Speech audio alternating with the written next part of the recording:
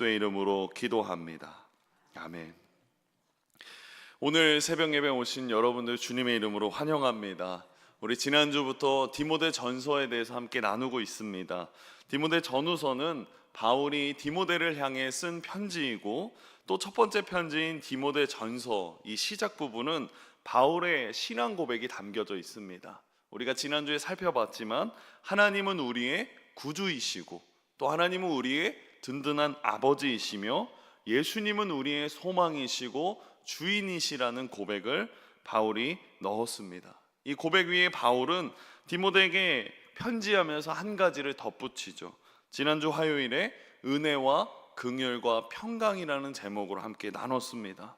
여러분, 이 한 주도 은혜와 긍휼과 평강이 넘치는 한 주가 되었기에 주님의 이름으로 소망합니다. 오늘 말씀의 제목은 이 교훈의 목적은 사랑이라 라고 정했습니다. 제가 2년 전에 다른 수련목 전도사님들과 함께 수련회를 떠난 적이 있습니다. 왜냐하면 이 준회원 과정을 준비하면서 함께 떠나는 수련회를 다녀왔었죠. 거기서 어느 선배 목사님의 아주 특이한 에피소드를 하나 듣게 되었습니다. 바로 전도 훈련에 관한 이야기였죠.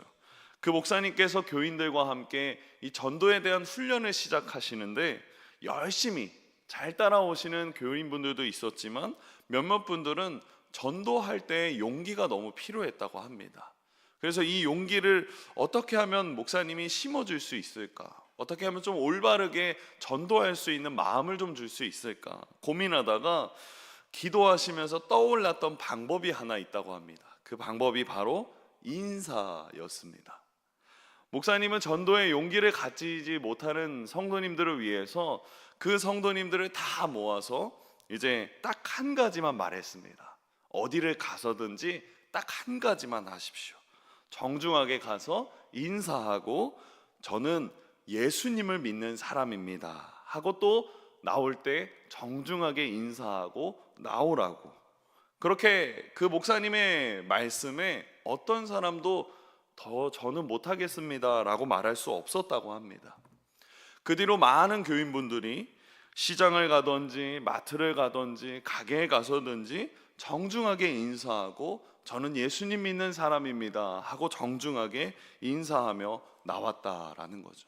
참 놀라운 것은 그렇게만 했는데도 그 훈련의 시간이 끝나고 나서 수많은 교인들이 전도의 문이 열렸다는 간증이 여기저기서 나왔다라고 했습니다. 그 목사님 말씀을 듣고 저는 굉장히 신선한 도전을 받았습니다. 인사라는 것, 우리는 사실 흔히 사용할 수 있는 방법이기도 하지만 그 인사라는 것 자체가 훌륭한 전도의 방법이 될 수 있구나라고 생각했죠. 우리가 어디서든지 저는 예수님 믿는 사람입니다 라고 분명하게 고백할 수 있는 것만으로도 그것은 전도가 될 수 있습니다. 그런데 여러분, 한번 생각해 보십시오. 의외로 이 고백은 쉽지 않습니다. 여러분들은 여러분의 삶의 자리에서 저는 예수 믿는 사람입니다 라고 분명하게 고백하고, 또 여러분의 삶의 자리를 보고 있는 사람들이 저 사람은, 저분은 정말 예수 믿는 사람이구나, 예수님 믿는 사람이구나, 그 고백을 하면서 살고 있습니까? 예수님 믿는 사람입니다 라는 고백, 그 고백은 누가 할 수 있습니까? 세례를 받으면 할 수 있습니까? 교회의 직분을 받으면 할 수 있습니까? 교회에 오래 다니면 할 수 있습니까? 저는 예수님 믿는 사람입니다 라는 고백은 정말로 예수님을 믿으면 가능하다, 너무나도 자연스럽게 흘러나오는 고백이다 라고 생각합니다. 하지만 그 믿음 없이 교회만 다닌다면 세상 어려운 고백이 이 고백입니다. 그러므로 우리는 스스로 한번 점검해 봐야 합니다. 나는 예수님 믿는 고백을 정확하게 소유하고 있을까? 그 중심에 되는 이 본질과 핵심을 나는 정말 스스로 되새기고 스스로 고백하며 그렇게 물어보며 고민하며 신앙생활을 이어가고 있는 것일까? 이 선배 목사님의 이야기를 들으면서 사실 저는 저 스스로를 돌아보게 되었습니다. 나는 정말 그동안 예수님 믿으면서 살아왔을까? 내가 예수님을 믿는다고 말하면서 했던 그 모든 말과 행동들이 나를 만나는 사람들로 하여금 정말로 예수님을 알고 싶게 만드는 선한 영향을 내가 주면서 살고 있었을까? 그 질문 속에 오늘 말씀을 묵상하면서 5절 말씀에 제 눈이 멈췄습니다. 5절 말씀 우리 합독하겠습니다. 이 교훈의 목적은 믿음에서 나오는 사랑이거늘. 여기서 말하는 교훈은 바울이 믿는 복음을 이야기합니다. 그 목적을 바울은 무엇이라 말하죠? 이 교훈의 목적은 사랑이다라고 말합니다.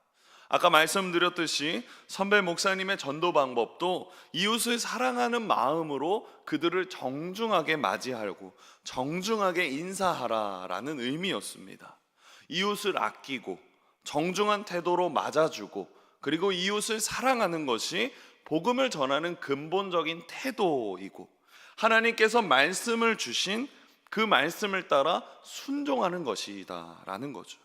요한복음 13장 35절에 예수님은 이렇게 말씀하셨습니다. 너희가 서로 사랑하면 이로써 모든 사람이 너희가 내 제자인 줄 알리라. 예수님께서 정해주신 기준이 무엇입니까?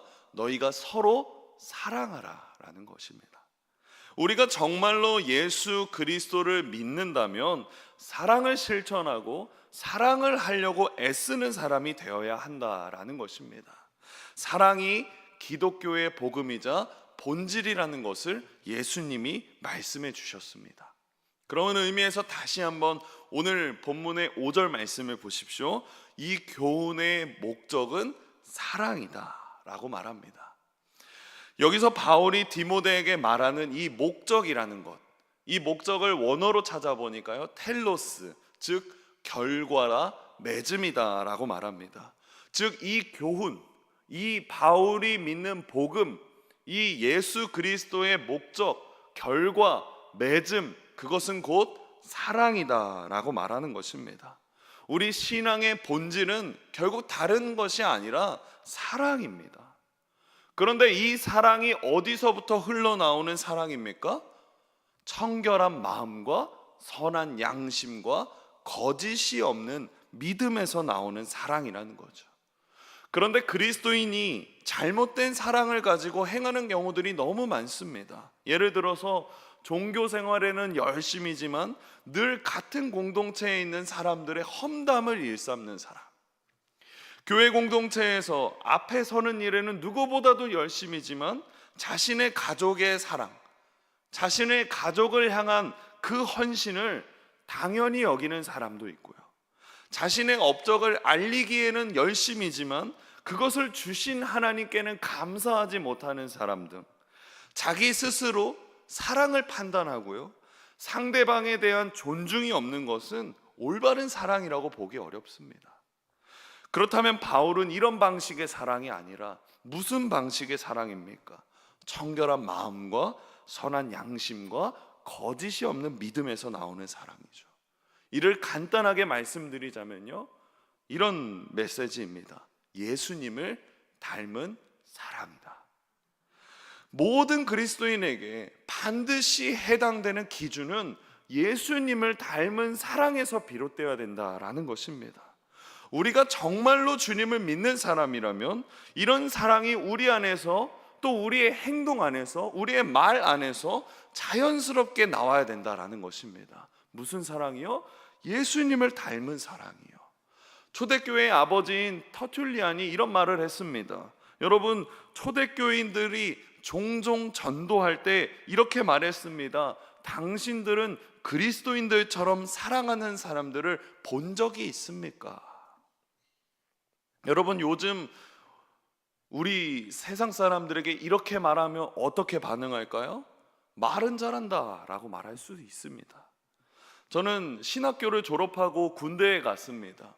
그리고 군대에 갔을 때 그 좁은 군대 안에서 제가 신학교를 졸업하고 왔다는 것이 제가 2등병일 때부터 이미 모두가 알고 있었습니다. 그래서 모든 선임들 그리고 나중에 후임들 저에게 와서 신앙생활에 대해서, 신앙에 대해서 자신들의 궁금한 것을 정말 가감없이 얘기해 준 적이 있습니다.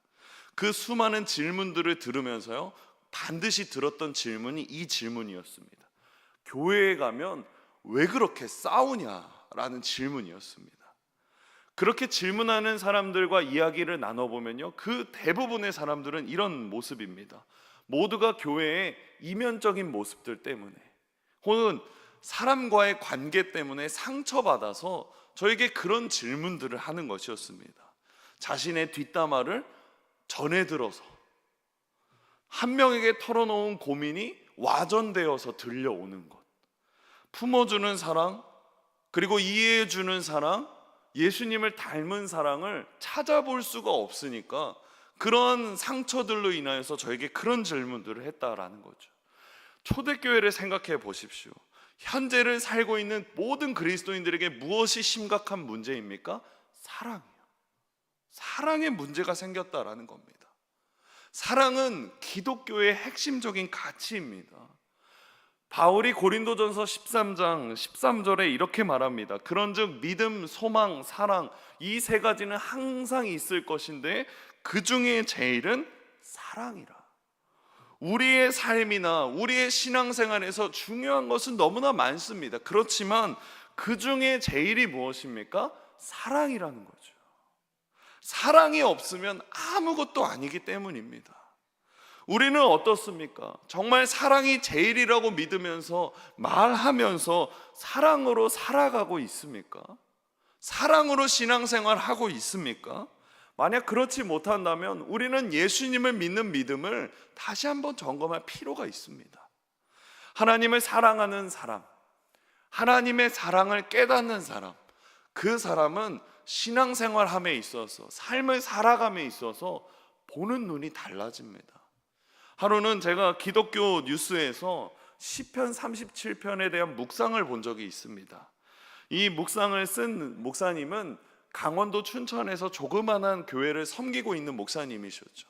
이 목사님이 37편, 시편 37편 1절과 10절에 대해서 이런 묵상을 올렸습니다. 1절 말씀을 보십시오. 우리 합독하겠습니다. 악을 행하는 자들 때문에 불평하지 말며. 그렇습니다. 왜 그런가 했더니 10절 말씀에 이렇게 말합니다. 잠시 후에는 악인이 없어지려니 네가 그곳을 자세히 살필지라도 없으리로다. 여러분들은 이 말씀이 믿어지십니까? 이 세상의 악한 사람, 교회를 다니다 보면 정말 나와 맞지 않고 정말 악한 사람들도 보게 됩니다. 근데 그 사람들이 잠시 후에 다 없어진다라는 약속의 말씀이죠. 왜 그런가 했더니 이 목사님이 이렇게 말했습니다. 어느 순간 아무리 자세히 교회를 살펴도 악인이 눈에 띄지 않았습니다. 그렇게 수많은 미운 교인들도 다 사라졌습니다. 그때가 언제일까요? 실제로 교인들이 착해져서일까요? 그렇지 않습니다. 제 마음이 하나님의 사랑으로 충만해졌기 때문입니다 라고 고백했습니다. 제가 이 글을 보면서 무릎을 탁 쳤습니다. 정말 놀라운 역사이지 않습니까? 여러분, 우리가 정말로 예수님을 믿고 정말 하나님의 사랑이 내 안에 정말 충만하게 임한다면 우리의 시각이 달라지고 우리의 말이 달라진다라는 것입니다. 어떻게요? 우리의 말과 시각이 사랑으로 변한다라는 것입니다. 여기 있는 저와 여러분의 삶이 이러한 사랑의 마음이 되기를 소망합니다.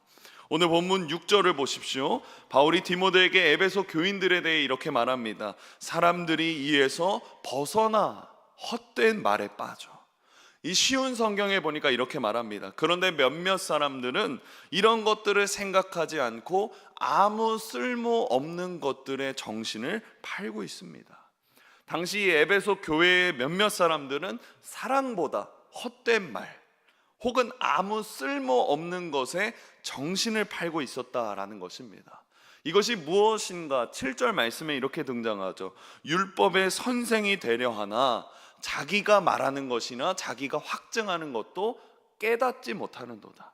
쉽게 말하면 에베소 교회 안에 말씀을 가르치는 교사들이 있었습니다. 하나님의 말씀들을 가르치는 사람들이었죠. 그런데 그들 중 몇몇은 성도들에게 지나친 정죄와 판단을 하고 있었다라는 겁니다.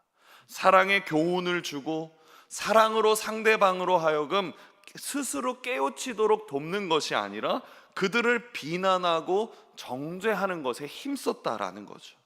이 이야기는 에베소서에 조금 더 자세하게 등장합니다. 2장 11절 말씀해 보니까 손으로 육체에 행한 할례를 받은 사람이라고 뽐내는 이른바 할례자들에게 여러분은 무할례자들이라고 불리며 따돌림을 당했습니다. 오늘날로 표현하면 이렇습니다. 나는 좋은 대학을 나와서 나에겐 학연이 많아. 나는 좋은 지역 출신이어서 어디를 가도 지역 이름을 대면 사람들이 알아본다. 나는 가진 것이 많은 부모가 있어서 가진 게 많아서 물질이 풍요로운 삶을 산다.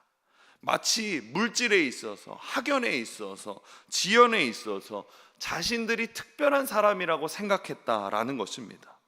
그러한 생각을 가지고 있는 유대인들에게 바울이 이렇게 말하는 거죠. 이방인에게도 구원이 있고 누구든지 예수 그리스도를 믿으면 그 사랑을 누릴 수 있다라는 것이죠. 이것이 이 교훈의 목적인 예수님을 닮은 사랑을 누릴 수 있다라는 고백입니다. 그래서 1장 14절 디모데전서 1장 14절에 바울이 이렇게 마지막에 고백하죠. 우리 주의 은혜가 그리스도 예수 안에 있는 믿음과 사랑과 함께 넘치도록 풍성하였도다. 우리 그리스도인들에게는요, 믿음과 사랑이 함께 있어야 된다라는 것입니다. 주님께서 주시는 모든 믿음을 겸하는 사랑, 그러니까 믿고 맡길 수 있는 사랑이 있어야 된다라는 것입니다. 믿어주고 맡길 수 있는 사랑처럼 귀한 것은 우리에게 어디에도 없습니다. 사랑하는 사람과의 관계를 한번 떠올려 보십시오. 사람들이 나에 대해서 아무리 떠들고 뒷담화하고 그렇다도 하더라도요, 나를 사랑하는 내 배우자 혹은 나를 사랑하는 사람이 믿어준다면 그것으로 충분히 견딜 힘을 가질 수 있지 않습니까? 배우자가 사랑하는 사람이 나에게 나는 남들이 뭐라 해도 당신을 믿습니다 라고 말해주면 나의 모든 억울함과 짜증이 다 해결되지 않습니까? 또는 나한테 맡겨요, 내가 다 해결해 줄게요 라고 말한다면 결과가 어떻든지 그 마음이 얼마나 든든합니까? 이것이 믿고 맡길 수 있는 사랑의 관계이고 그 사랑의 관계에서 나오는 능력입니다. 그리스도인이 이런 능력을 어디서 얻을 수 있겠습니까? 오직 그리스도의 사랑, 오직 그리스도를 닮은 사랑에서 비롯됨을 말씀드립니다. 저와 여러분 안에 예수님을 닮은 사랑이 날마다 넘치기를 주님의 이름으로 소망합니다. 말씀을 맺겠습니다. 오늘 바울은 디모데에게 교훈의 목적에 대해서 설명하면서 청결한 마음과 선한 양심과 거짓이 없는 믿음에서 나오는 사랑을 말해 주었습니다. 그리스도인의 가장 큰 특징은 사랑입니다. 하나님을 사랑하되 목숨을 다해서 사랑하고 다른 사람을 사랑하되 내 몸과 같이 자신과 같이 사랑하는 것. 그런데 많은 사람들이 그렇게 사는 것을 어려워합니다. 왜 사랑하고 용서하는 것을 그렇게 어렵다고 느낄까요? 그것은 우리 자신의 힘으로 사랑하려고 하기 때문입니다. 우리 힘으로는 주님이 원하시는 대로 사랑할 수 없고 용서할 수 없습니다. 예수님께서 왜 십자가를 지셨습니까? 우리 힘으로는 우리 스스로 구원할 수 없기 때문에 예수님께서 십자가를 지셨습니다. 사랑도 용서도 마찬가지입니다. 구원을 우리 힘으로 받을 수 없듯이 사랑도 우리 힘으로 할 수 없습니다. 인간이 스스로 할 수 없으나 하나님으로는 할 수 있습니다. 인간이 스스로는 할 수 없으나 살아계신 하나님의 말씀, 살아계신 하나님이 예수 그리스도를 통해 예수 그리스도의 사랑으로는 할 수 있습니다. 이것은 내 안에 계신 성령님을 통해 그리스도를 믿는 믿음으로 그 사랑이 시작될 것입니다. 그저 모든 순간을 주님께 내어드리십시오. 그리고 모든 순간을 주님의 말씀과 함께 하십시오. 그렇게 주님을 의지하는 마음이 내 안에 하나씩 하나씩 쌓여갈 때 우리는 우리 힘으로 하지 못하는 사랑, 우리 힘으로 하지 못하는 용서를 반드시 주님이 도와주십니다. 그때 원수도 사랑하게 되고, 그때 나를 박해하던 사람들을 위해 축복하고 기도할 수 있는 사람이 될 수 있습니다. 사랑하는 성도 여러분, 우리 힘으로, 우리 능력으로 할 수 없지만 주님은 하실 수 있으십니다. 그 주님을 믿으시는 귀한 화요일이 되시기를 주님의 이름으로 소망합니다. 기도하겠습니다. 우리에게 청결한 마음과 선한 양심과 거짓이 없는 믿음의 사랑을 주시는 주님, 주님의 사랑보다 내 능력과 내 계획을 의지한 것을 회개합니다. 이 시간 용서하시고 주님을 온전히 따르도록 인도해 주시옵소서. 특별히 교회를 이끌어 가시는 담임 목사님을 따라 사랑의 역사를 이루게 하시고 목사님의 영과 육이 날마다 강건하도록 도와주시옵소서. 또한 여러 선교사님들을 지켜주시고 선교사님들의 사역이 청결한 마음과 선한 양심과 거짓이 없는 믿음의 사랑 안에서 이루어지도록 도와주시옵소서. 주님, 아픈 환우들도 있습니다. 우리 몸과 마음이 아픈 우리 환우들, 주님, 그들의 마음과 가족들의 마음은 주님이 가장 잘 이해해 주시리라 믿습니다. 그들의 삶에 하나님의 놀라운 치유의 능력이 드러나게 하시고 항상 감사가 넘치도록 이끌어 주시옵소서. 사랑이 넘치시는 예수님의 이름으로 기도드립니다.